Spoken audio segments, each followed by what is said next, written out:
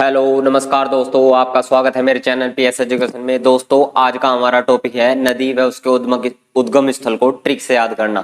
मैं आज आपको नदी व उसके उद्गम स्थल को ट्रिक से याद करवाऊंगा। ये 13 नदियां हैं, इंपोर्टेंट नदियां ली है मैंने, वह उनके उद्गम स्थल लिए हैं।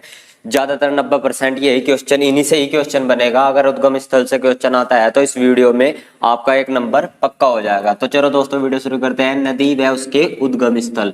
गंगा, गंगा का उद्गम स्थल है गोमुख। गंगोत्री ग्लेशियर में एक स्थान है गोमुख, तो गंगा गोमुख से निकलती है। तो हम इसे ट्रिक से कैसे याद करेंगे, जैसे ये गंगा है और ये है गोमुख, तो गंगा को क्या करते हैं, हिंदुओं में बहुत पवित्र मानते हैं। हम हिंदुओं में बहुत पवित्र मानते हैं गंगा नदी को, और हम गाय को मुख को भी बहुत पवित्र मानते हैं। तो गंगा भी पवित्र और गाय के मुख भी पवित्र। तो गंगा पवित्र है, कहां से निकलेगी, गोमुख से, क्योंकि गोमुख भी पवित्र है। तो हो गया याद, बड़ा ही आसान था। सतलज कहां से निकलती है, राकसताल से। तो हम इसे ट्रिक से कैसे याद करेंगे, सतलज, सतल, इसमें भी सतल है और राकसताल में भी सतल है। ध्यान से देखोगे तो दोनों नामों में, इसके उद्गम स्थल में भी ये सतलज मिल जाएगा। सतल सतल, सतल है सतल, तो सतलज राकसताल, बड़ा ही आसान था, हो गया याद। रावी, रावी कहां से निकलती है, रोहतांग दर्रे से। तो रावी में रा से शुरू है और रोहतांग दर्रा भी रा से शुरू है। ये ऐसे रिलेट करके याद करोगे तो दोस्तों पेपर में आपका एक भी क्वेश्चन गलत नहीं होगा। रावी कहां से निकलती है, रोहतांग दर्रे से। रा से रावी, रा से रोहतांग दर्रा। व्यास नदी कहां से निकलती है, व्यास कुंड से। ये तो व्यास कुंड से ही निकलती है, नाम सेम है तो याद करने की जरूरत ही नहीं, अपना आप लग जाएगा। झेलम, झेलम नदी निकलती है शेषनाग झील से। तो इसे ट्रिक से कैसे याद करेंगे, अगर आपको शेषनाग या शेषनाग काट लेता है तो आपको इतना दर्द होगा, आप झेल नहीं पाएंगे, आप झेल नहीं पाएंगे। तो झेल से झेलम, शेषनाग काट लेता है तो आप झेल नहीं पाएंगे, झेल से झेलम। तो झेलम कहां से निकलती है, शेषनाग झील से। अब है चंबल, चंबल निकलती है जाना पाओ पहाड़ी से निकलती है चंबल नदी।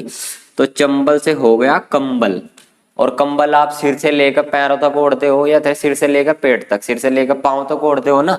तो चंबल कंबल, कंबल कहां तक ओढ़ते हैं, पांव, तो पांव से जाना पांव। चंबल कहां से निकलती है, पांव तक ओढ़ते हैं कंबल, जाना पांव पहाड़ी से। अब है गंडक, गंडक कहां से निकलती है, नेपाल से।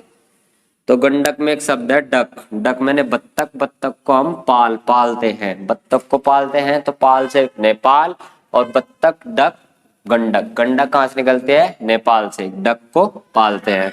सोन नदी, सोन नदी निकलती है अमरकंटक से।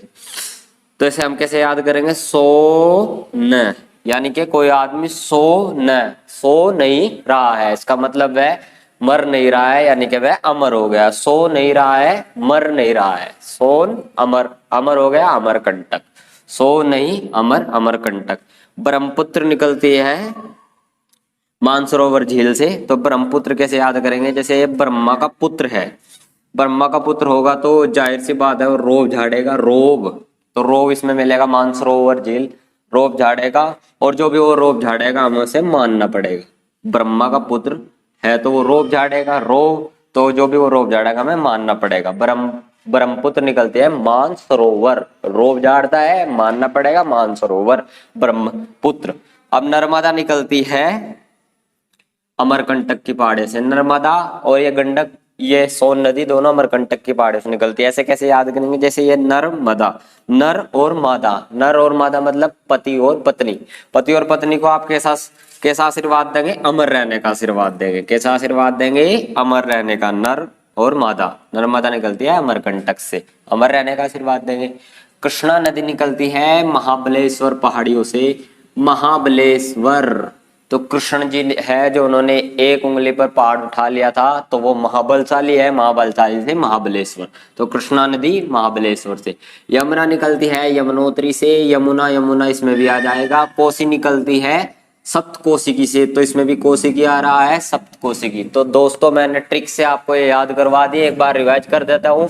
गंगा गोमुख से, गंगा पवित्र, गोमुख पवित्र, सतल सतलज, राकसात सतल सतल, रावी रोहतांग दर्रा, व्यास व्यास कुंड, झेलम शेषनाग काटेगा तो आपसे झेला नहीं जाएगा, चंबल कंबल पांव तक ओढ़ते हैं जाना पाओ पहाड़ी, गंडक डक पालते हैं नेपाल, सोन सोर नहीं रहा है अमर हो गया अमरकंटक, ब्रह्मपुत्र रोग झाड़ेगा मानना पड़ेगा मानसरोवर, नर्मदा नरोन्मादा को अमर रहने का आशीर्वाद, कृष्ण महाबलशाली है महाबलेश्वर, यमुना यमुनोत्री, कोसी सप्तकोशिकी कोशिकी। तो थैंक यू दोस्तों, अगर आपको मेरी वीडियो अच्छी लगी तो मेरी वीडियो को लाइक करें, मेरे चैनल को सब्सक्राइब करें। थैंक यू दोस्तों।